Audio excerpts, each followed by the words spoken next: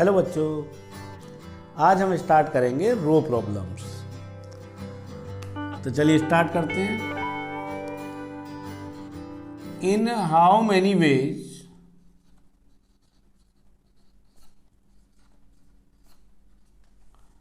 Five boys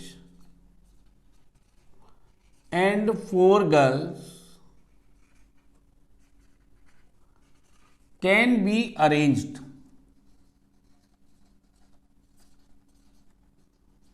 in a row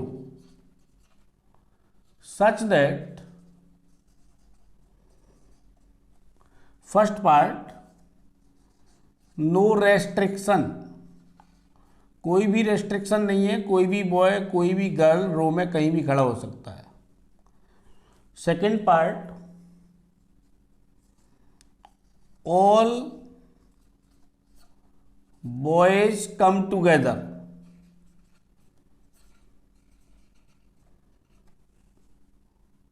जितनी भी conditions हो सकती हैं मैं सब बता दूंगा आपको इसमें। अब बच्चों कोई रेस्ट्रिक्शन ही नहीं है तो इसका मतलब बॉय और गर्ल में कोई डिफरेंस ही नहीं हुआ, सबको ऐड कर लो। 5 और 4 9 लोगों को एक लाइन में अरेंज करने के तरीके कितने होते हैं? 9 फैक्टोरियल। अब यहां बोल रहा है ऑल बॉयज कम टूगेदर, सारे के सारे बॉयज एक साथ आने चाहिए। Boy 1, boy 2, boy 3, boy 4, boy 5, ये सब एक साथ आने चाहिए। तो इन सबको बच्चों रस्सी से बांध दो ताकि ये एक साथ रहें। अब गर्ल्स हैं G1, G2, G3 और G4। अब ये कितने लोग हो गए? ये तो एक बन गया पूरा बंच, तो 4 और 1 5, 5 लोगों को अरेंज करने के तरीके हो गए बच्चों 5 फैक्टोरियल। बट ये पांचों लड़के बंधे हुए आपस में इंटरनल अरेंजमेंट तो कर ही सकते हैं, आगे पीछे तो हो सकते हैं ये पांचों।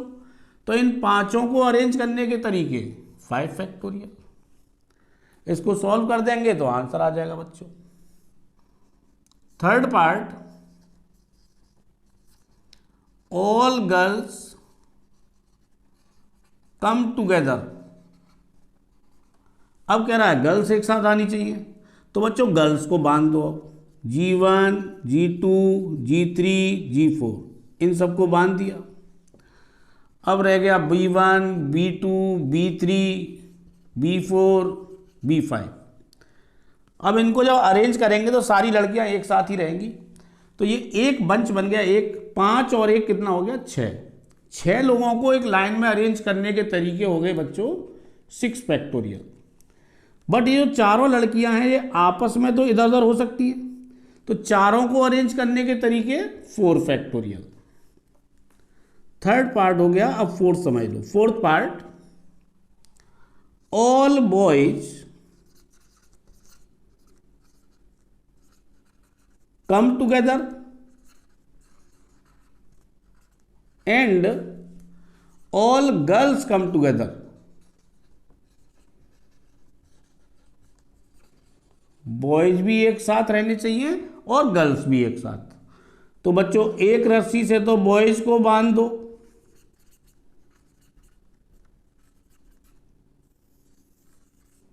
और एक रस्सी से बच्चों गर्ल्स को बांध दो। तो अब ये कितने बंच हो गए हमारे पास? 2।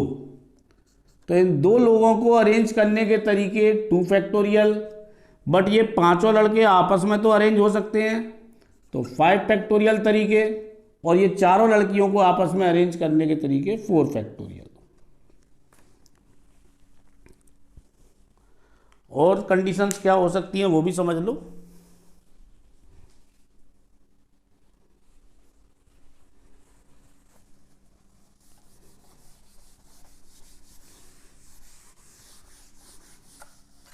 Fifth part girls occupy at even places. Girls आनी चाहिए बच्चों इवन प्लेस पर। तो अब बात चल रही है प्लेस की, तो प्लेस बनाने पड़ेंगे। कितने लोग हैं ये? 9, तो 9 प्लेस बना लेंगे। 1 2 3 4 5 6 7 8 9। नंबरिंग कर देंगे 1 2 3 4 5 6 7 8 9।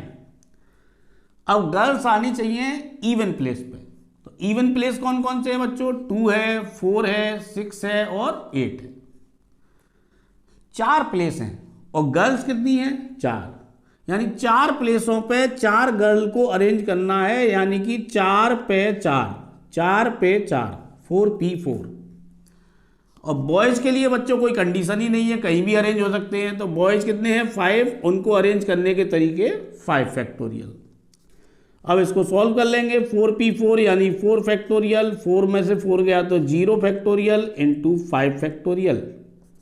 तो 4 फैक्टोरियल इंटू 5 फैक्टोरियल। ओके बच्चों, 6th पार्ट,